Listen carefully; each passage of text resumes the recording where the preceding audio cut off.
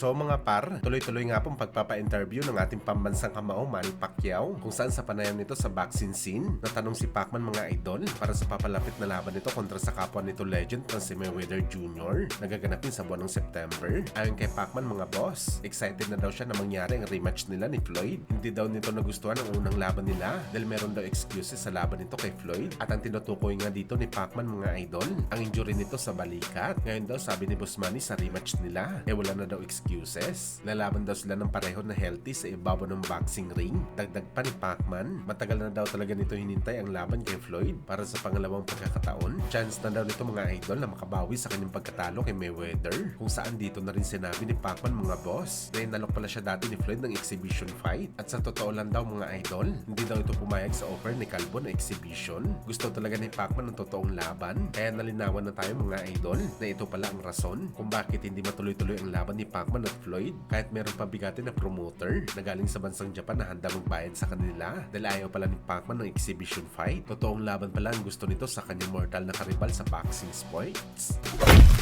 Samantala dahil matunog nga po ang rumors mga idol na malapit na pumirma ng kontrata si Shakur Stevenson sa Sopa Boxing kasama nito si Tyson Fury. Ngayon po mga idol, personal naman po hinayag ng dating world title challenger na si Edwin De Los Santos na pipirma daw siya ng kontrata sa Sopa Boxing at ang dahilan nito mga idol, kagaya din sa rason ng karamihan na maging aktibo sa bakbakan na hindi nagkakaproblema sa promotion. So ibig sabihin nito mga idol, posible talaga makalaban ni De Los Santos ang ating pambato na si Mark Magnifico Magsayo, kagaya ng Pinoy mga idol. Isang lightweight fighter din itong si De Los Santos. Hindi naman ito pwede mag-jump sa welterweight. Sobrang laki na ito para sa kanya at wala naman 140 pounds sa Sopa Boxing. 135 lang at 147. Kaya malamang magka-division talaga mga idol si Magsayo at De Los Santos. Kasama nila sa Valenzuela. At syempre kung pumasok dito si Shakur, talagang mas lalong gumaganda ang lineup ni Boss Turkey sa lightweight. Abangan natin kung sino ang susunod na laban ni Mark Magsayo. Siguradong itatapat ito sa halimaw. Hindi kasi uso ang cherry pick at undefeated fighter sa Sopa Boxing. Basta inutusan ka na lumaban, mapapalaban ka talaga kahit sino.